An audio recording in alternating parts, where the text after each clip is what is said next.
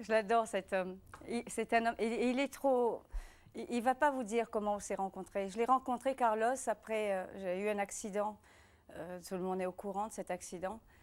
Qui là aussi, ça a marqué mon avenir, ma vie. Ça a tout bouleversé. Et là, bien sûr, je ne pouvais plus avancer dans la vie. C'est vrai que déjà que ça avait mal commencé. Et en plus, cet accident, ça m'a détruit. J'aurais préféré être. Enfin bon, on le dit toujours. Et puis, bon, c'était pas pour moi. Et Carlos, à ce moment-là, je me suis dit, je vais sortir. Parce que vous savez comment c'est, j'en parle beaucoup. Ouais, mais bon, je sortais uniquement pour pouvoir avoir ces personnes-là en face de moi qui viennent me dire ce qu'ils en pensent, comment, et ce que j'entendais en tout cas. Mais personne n'est venu. Et j'ai rencontré Carlos dans une boîte de nuit. Et là, bon, bien sûr, j'étais déchirée. Et là, il m'a consolée. Il a réussi à me donner espoir. Et c'est vrai qu'il m'a proposé de m'emmener là-bas en métropole. Il m'a demandé de venir dans des voyages pas possibles que j'ai refusés. Et c'est à partir de là qu'il m'a aimée parce qu'il s'est dit, après tout, enfin c'est ce qu'il m'a dit après, cette fille-là, j'aurais pu tout abandonner, partir, fuir et partir là où il me proposait d'aller. Et je peux vous dire que c'était de belles rencontres qu'il me promettait, il l'aurait fait. Et j'ai refusé, j'ai préféré affronter ici et réussir dans mon île, parce que moi, sans mon île, j'ai beaucoup voyagé. Sans mon île, je ne vivrais encore moins. Donc, Carlos, c'est un amour et voilà, quoi. Alors, je vais vous poser une question extrêmement intime. Pardonnez-moi par avance. Oui, je vous en prie. Vous vivez avec Bruno, Oui. mais chez un autre homme. On a l'impression que c'est quoi? C'est le prolongement de ce besoin de materner, de dire je coupe pas les points avec mon enfance. C'est vrai. On peut dire chez qui vous... Non, c'est peut-être pas utile, je sais pas, c'est comme vous voulez. Non, mais moi, j'ai pas de secret. Tout le monde est au courant de tout. Moi, il suffit de me demander et je dis... Alors, je vous le demande ou je vous le demande pas, c'est vous qui voyez. Moi, j'habite chez Camille Sudre, oui. Et ça, qui est secret le directeur de Radio Freedom. Voilà. Moi, sans Camille Sudre, je n'aurais jamais pu rien faire. Si ce n'était pas Camille Sudre, je n'ai pas d'instruction, je ne sais pas faire une lettre sans faire une faute d'orthographe. Je n'ai pas d'instruction. Je suis arrivée en fin d'études, mais avec 0 de partout. On m'a envoyé dehors. J'ai réussi parce que j'ai triché quand je suis venue à RFO. J'ai dit que j'avais le bac plus, je parlais 3 langues, enfin bref. Mais comme ils avaient déjà entendu, j'avais de l'expérience. J'étais sur Freedom et là, ils m'ont embauchée. Ensuite, ils m'ont demandé bien sûr ces diplômes et je leur avais dit qu'il n'y en a pas. Vous les aviez perdus? Et puis, donc Camille Sud, c'est grâce à lui. C'est grâce à lui que j'ai pu m'en sortir vraiment. Parce qu'avant, pour pouvoir m'en sortir, qu'est-ce que je faisais? Je sortais avec des hommes beaucoup plus mûrs pour pouvoir avoir un domicile. Je voulais avoir une maison, je voulais pouvoir aider tout le monde. Mes frères, ma mère, voilà ce que je rêvais. Quand j'étais gamine, c'était ça. Je voulais me faire entretenir. Voilà, c'est ce que je cherchais. Je ne l'ai pas trouvé. Heureusement, merci, parce que j'ai rencontré Camille Sudre. Camille qui m'a sorti de là parce que j'ai participé à une émission de radio. Il a aimé ma voix. Il me disait, votre voix passe bien à la radio, venez me voir. Je disais, ouais, encore un dragueur. Je ne le croyais pas, je changeais de prénom. Et effectivement, il reconnaissait ma voix. Là, j'ai été le voir et il me dit, il faut commencer à faire de la radio. Et il m'a tout appris, comment parler dans un micro, comment... On a eu des guéguerres aussi, hein. Je portais plainte, on a été devant le tribunal. Mais ça, c'est moi.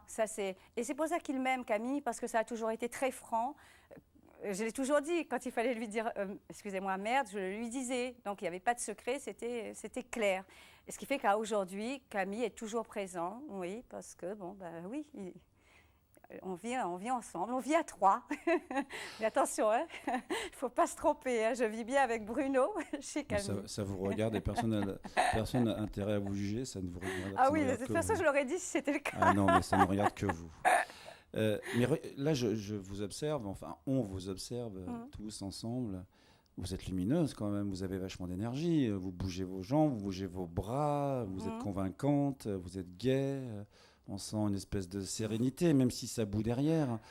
La petite fille de la DAS, sans diplôme, élevée dans la rue, qui c'est actuellement? Ou qu'est-ce qu'elle est en train de devenir? Ou parce qu'on est toujours en devenir, dit-on. Elle est en train de changer. De toute façon, moi j'ai toujours vécu au jour le jour. Hein. J'avais, je dis bien, jamais fait de projet à long terme. En tout cas, jamais plus d'1 mois. Et ma vie a changé. Pourquoi? Parce que c'est vrai que je ne pensais qu'à mourir, hein, jusqu'à aujourd'hui, enfin jusqu'à il y a très, très peu de temps. Et ce que je vois là, tout le monde le sait, c'est la franc-maçonnerie. En tout cas, on enquête très très bien chez vous. Bravo Sonia. Mais je ne veux pas m'étaler, mais je peux vous dire que grâce à ça, oui, à aujourd'hui, cette planète que j'ai vue tout à l'heure, je la vois un peu plus belle, et j'espère vraiment trouver cette lumière que je recherche et je suis, je pense, sur la bonne voie. Vous pouvez vous tourner sur votre droite, s'il vous plaît? Alors, la franc-maçonnerie, vous venez de les citer, enfin, ou de citer cette association, ce qu'on appelle aussi les gens des cathédrales. C'est une rencontre pour vous? Ça a une importance primordiale sur un plan philosophique, sur un plan sociologique? Pour moi, c'est philosophique, c'est sûr. Et pour moi, pour mon mental, pour mon moral, pour avancer, ça m'a beaucoup aidée. Et je pense que si ce n'était pas ça, oui, j'aurais été peut-être ailleurs. Puisque, je vous le dis, moi, je ne me cache rien. J'ai quand même fait 3 tentatives qui n'étaient pas rien. Je suis quand même restée dans le coma plusieurs jours. À aujourd'hui, si je ne veux plus de ça, si je veux essayer de comprendre cette terre, pourquoi on est sur cette terre, c'est grâce à ça. J'aimerais pas trop m'éterniser, mais c'est juste pour dire que je ne renie rien de ce que je fais. Et puis je vais même rajouter une chose, ils ont de la chance, ces gens-là, de vous avoir dans l'horloge. Moi, j'ai de la chance aussi de les avoir aussi. Vous voulez bien vous tourner sur votre droite une nouvelle fois. Voilà. Sonia, est-ce que vous pouvez nous raconter ça n'est pas une anecdote, mais raconter une rencontre que vous avez faite avec la prison, à travers le média de la radio, qui est un média extrêmement fort. Vous nous racontez? Oui, Jean-Yves, il s'appelle. Voilà, je ne vais pas vous donner son nom de famille parce que je ne sais pas s'il serait d'accord. Je pense que oui, parce qu'il est passé sur une France Inter. Il a sorti, enfin c'est pas lui, c'est France Inter qui a sorti un livre. En fait, c'est vrai que c'est une belle histoire avec... il était en prison, il écoutait la radio, et c'était Freedom à l'époque, il s'est accroché à ma voix. Et apparemment, d'après ce qu'il écrit, d'après tout le courrier que j'ai pu avoir de lui, il a pu tenir le coup grâce à mes émissions radiophoniques. À votre voix d'abord? Oui, à ma voix, oui. Ouais. C'est fantastique de s'accrocher comme ça à une voix. La voix, ça dit beaucoup de choses. Ouais. Non, j'ai l'impression, moi, quand je prends le micro, de m'adresser à une personne. C'est cette personne qui m'écoute là derrière.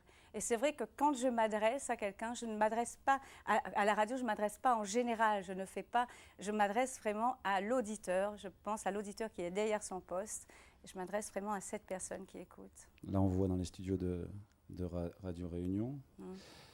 Que pensez-vous des hommes en particulier et du genre humain en général? Parce que là, on vient de passer un petit moment ensemble.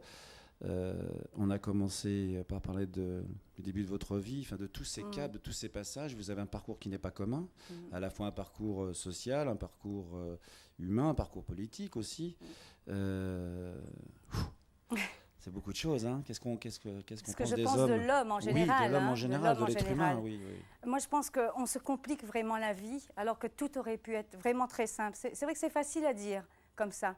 Mais je peux vous dire que quand on le fait vraiment, ce qu'on a envie de faire, et qu'on dit vraiment ce qu'on a sur le cœur, même si c'est sur un coup de colère, allez, on va piquer sa crise, allez, boum, c'est fini. C'est clair, on dort bien le soir après. Mais si on ne dit rien, on cache, pourquoi on a autant d'hypocrisie? Pourquoi autant de méchanceté dans l'homme, alors qu'au fond de chaque homme, de chaque être humain, il y a de l'amour, il y a un cœur.